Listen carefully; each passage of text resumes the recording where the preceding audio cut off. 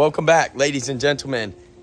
It's been a couple weeks since I posted a video and you guys seem to be loving all my other ones. Recently, I've been trying to get a lot of stuff going for my future, and actually next semester, a big change is coming. I will talk to you guys about that though in a later video. I'm going to a spot. I guarantee you most of you guys who watch me have seen this spot. It's actually labeled Fisherman's Heaven, but Fisherman's Heaven has gone through some weird changes. We're not sure if it's fishing pressure, cormorants, an algae bloom, something of the sort. But today I'm bringing two rods, frog and a fluorocarbon rod, and I'm gonna really go stalk those fish throughout the hill country and see if we can't get one of the big ones that I know for a fact is in there. Pretty much every time I go out to Fisherman's Heaven is on a Sunday.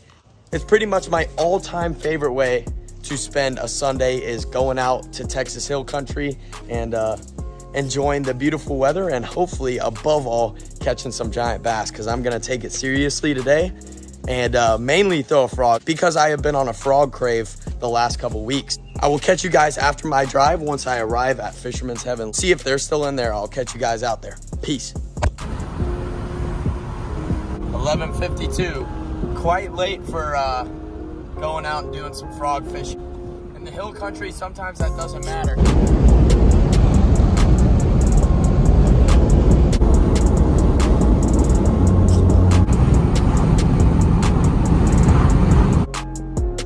What's up, boys? Well, we finally made it out to the beautiful hill country. It's such a nice day. Clear skies. We're a little late for the fishing I want to do, but we're gonna try our best. These fish out here will tend to surprise you. But like I said, unfortunately, recently it's been very slow. First thing I've noticed when coming out here is how dry the land is. Down in central Texas, we've gotten a bunch of rain and everything's super green. As you guys can see, it's pretty dry out here. Little changes in weather and temperature and water level out here have a huge impact on the fish themselves. But like we always do, we're gonna give it our best shot. So without further ado, I'm gonna stomp down this tiny little creek and see if I can't pull a rogue big one out of there. Alrighty, spot numero uno. As you guys can see, this tiny little creek right here, we've got a jackal. Never tried this frog before. I actually bought it from my buddy, Micah, who is a amazing frog fisherman. Shout out to you, Micah. What I'm gonna start with is the bluegill gavacho frog, I believe.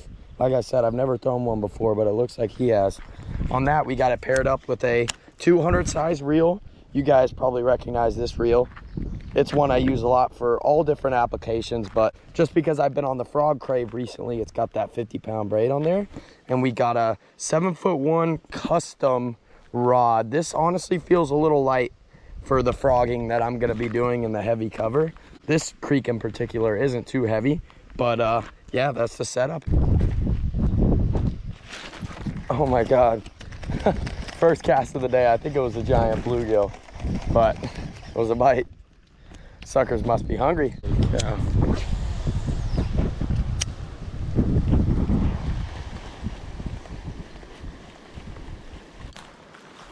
Well, spot numero uno, not the main spot. I just figured since I drove past it, might as well give it a shot. But spot numero uno, got a bunch of hits from bluegill and maybe one 2-pound bass or 1 or 2 pound bass, but no fish yet. So we're gonna head back to the truck, hop in, and then go to spot number 2.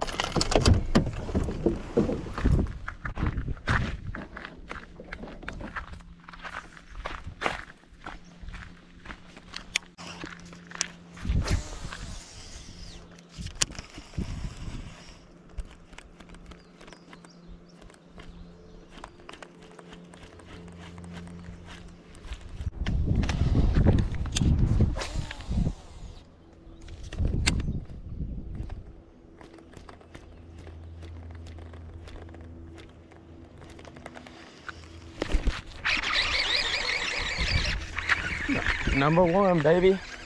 Just a little guy, but there's a start. A beautiful little hill country bass. Threw it up in that shady pocket over there. Slowly walked it left and right. And this little hungry guy, looks like he's got a cormorant scar right there. Came up and smashed it. Hopefully we get some bigger than this. See ya, bub. Ooh.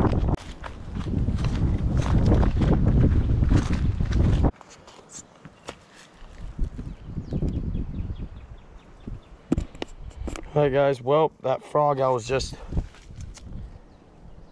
fishing that I was getting the blow-ups on, unfortunately, snapped off on a hook set. My problem is on my previous rod an insert came out. I've been fishing the frog so much that I'm just tearing up my line, and then when I set that hook, all that pressure is on that one little fray. Just a reminder to always check your inserts, because even though it's rated for 50 pounds and it shouldn't be breaking, it still does.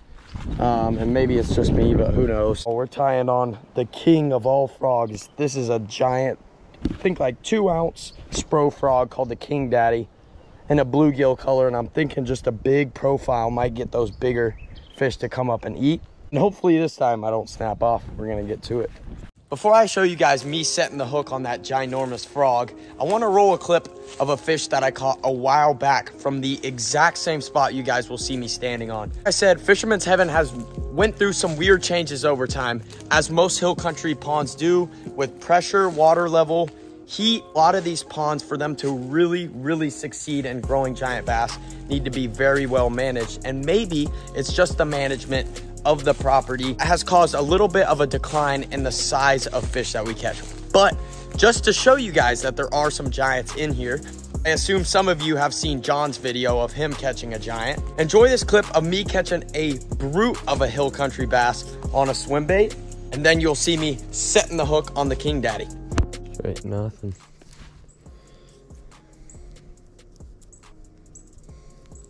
Straight nada.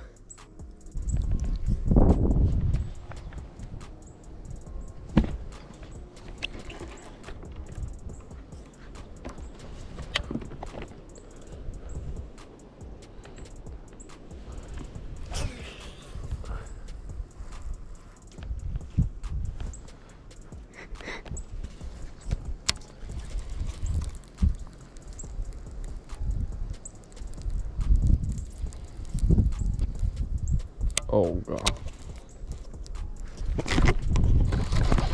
There we go. Fish on. Oh God. Feels like a dog.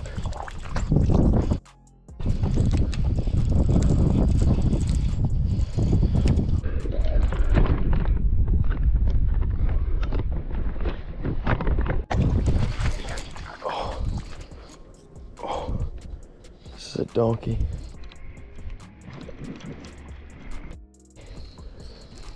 Holy cow. Come on. Come on. Dad, I got a donkey. Oh yeah. Holy cow. Holy cow. Oh my gosh. Do y'all see that bass right there? Holy.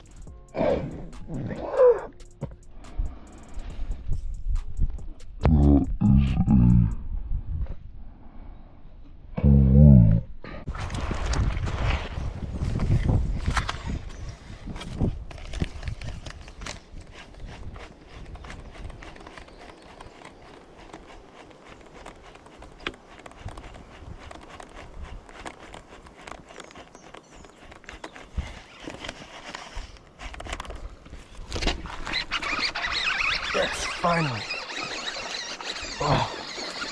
Oh, finally got one on the King Daddy. I've had a bunch of short strikes. This little dink got it. Still not the right size, but man, feels good to set the hook again and actually not break off. There's a beautiful fat little bass that ate this humongous frog right there. Beautiful.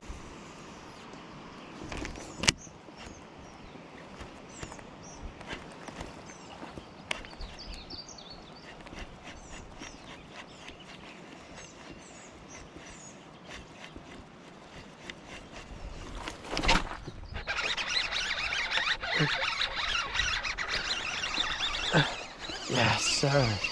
Another one on the King Daddy. Oh, I thought he was big when he first ate it. Not a bad one though. Yes, sir. Yes, sir. Biggest one of the trip. Man, that felt good. I've been grinding. Still not a big one. There was 2 big ones in front of me, but a beautiful fish by any means.